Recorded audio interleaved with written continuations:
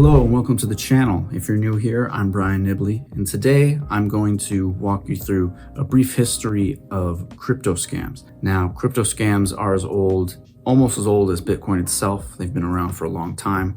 They've stolen billions and billions of dollars from investors over the last 15 years.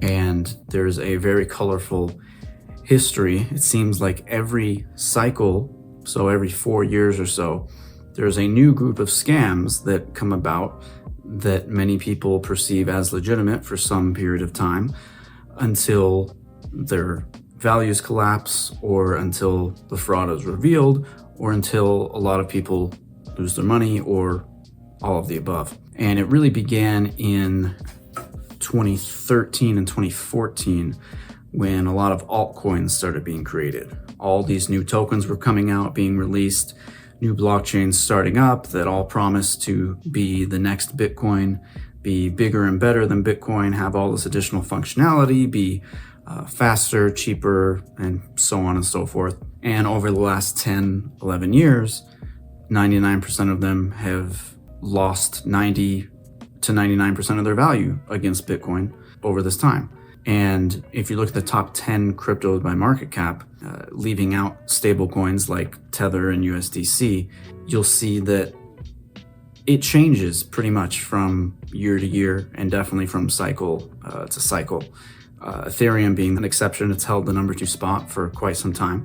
Of course, Bitcoin has always held the #1 spot, and likely always will by a long shot. And all the other coins just kind of come and go. And at this point, there's been well over 20,000 of them. If you don't include meme coins, if you include meme coins, I think it goes into the millions at this point, and more on that later.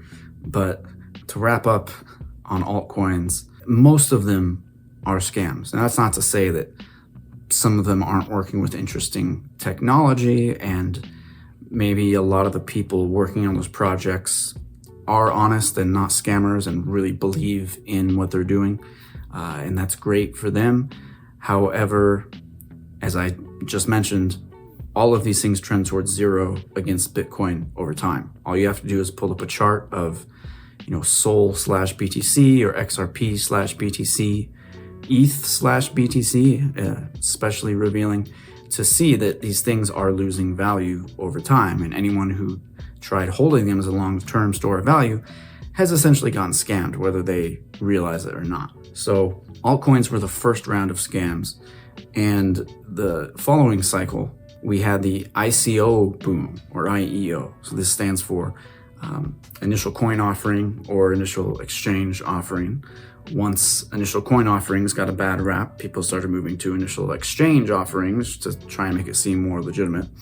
In reality, it's all the same thing. And these are basically just a way for altcoins to have a bigger, more legitimate seeming launch. And so while there were a lot of altcoins launched in the 2012-2013 cycle, at the 2016 halving and the 2017 part of the cycle, even in 2018, there was a lot of ICOs, hundreds, maybe even thousands. And in fact, Ethereum went public through an ICO. And there were so many scams in there. I mean, again, a lot of them fall under the first category of altcoin scams, but these were even worse. And as we'll see, each cycle, the scams get progressively worse. A lot of ICOs were raised with a token that had no real business behind it, no technological proposition. Nothing was really going on at all. There was just a founder who said, hey, I have this idea, and asked investors for money, and they got these tokens that wound up being worthless, and the person behind it would just rug pull, take all the funds, and run away and disappear off into the night. So that's basically how a lot of ICOs worked. Some of these tokens are still around today. For example, EOS was a big one that was supposed to be this super token that really fast, 1 million transactions a second, could do everything Ethereum could do and way more. And its price was as high as $8 at one point. And I think last time I checked, it was down to 50 cents or something. So even against the dollar, a lot of these tokens lose 90% or more of their value. And against Bitcoin, it's usually even worse.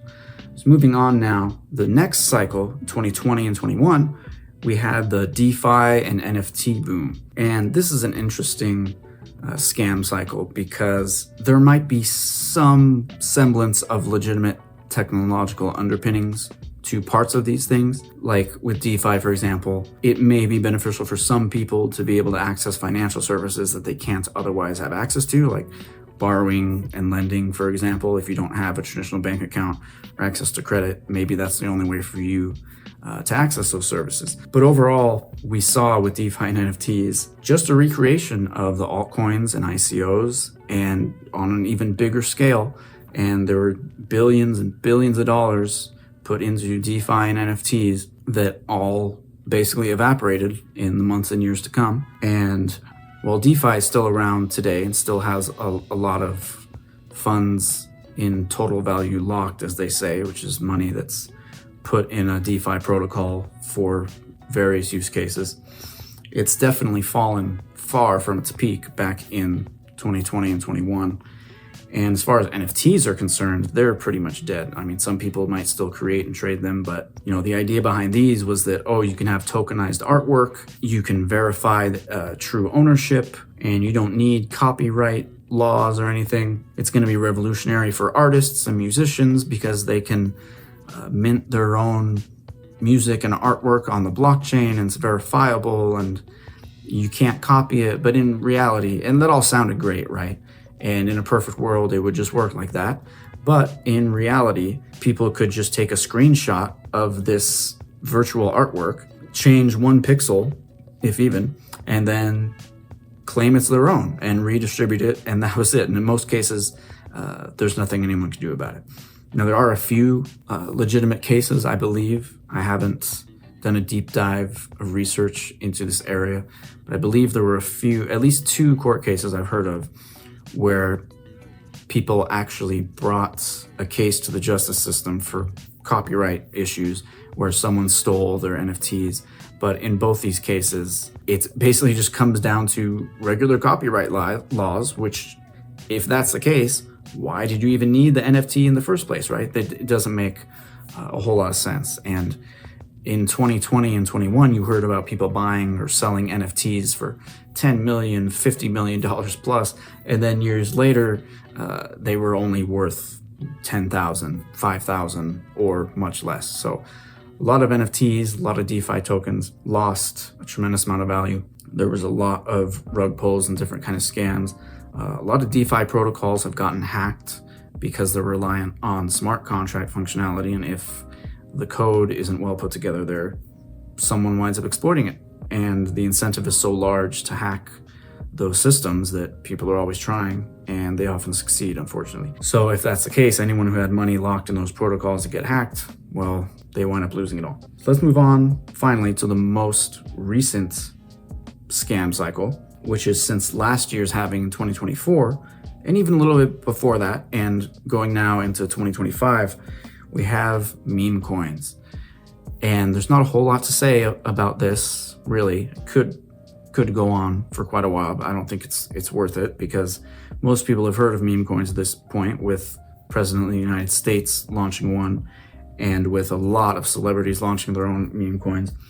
And in every single case, I don't think there's an exception. If there is, you can leave a comment, let me know I'm wrong, but I believe all of them have turned out to be rug pulls and scams, or had their value collapse by 80-90%, never to recover. And there has been a lot of value created for a very brief period of time. And last year, a lot of people were talking about a meme coin super cycle, that these things were all going to the moon and it was going to be revolutionary, and there's community behind them. And even though they have no utility, and they don't claim to, that because there's this idea and support behind them, they're all going to do really well. And turns out none of that's been the case. I mean, just over the past month, this is March 4th, I'm recording this, over the past 3 or 4 weeks, most meme coins have collapsed by 50, 70, 90% even. So yeah, don't buy meme coins would be my advice, although nothing I say can be taken as investment advice. It's probably not a good idea to buy these things that are just immediately rug pulled, where the insiders who have tokens sell them as soon as the price runs up, and that's it. There's also something called sniping, where people who monitor the blockchain are able to sell tokens. I don't know the details on how that works actually. I just know that it's a scam, so stay away from it. So those are the big sort of cyclical scams.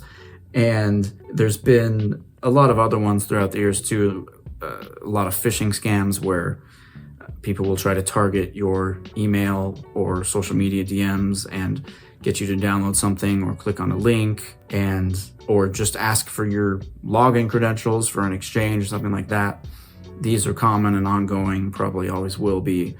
And so a lot of them come down to just basic cybersecurity operations, knowing to never share login credentials, never share your seed phrase or private key. Always use two-factor authentication for all of your logins, especially anything having to do with financial stuff. And here's another important one to help keep yourself from getting scammed.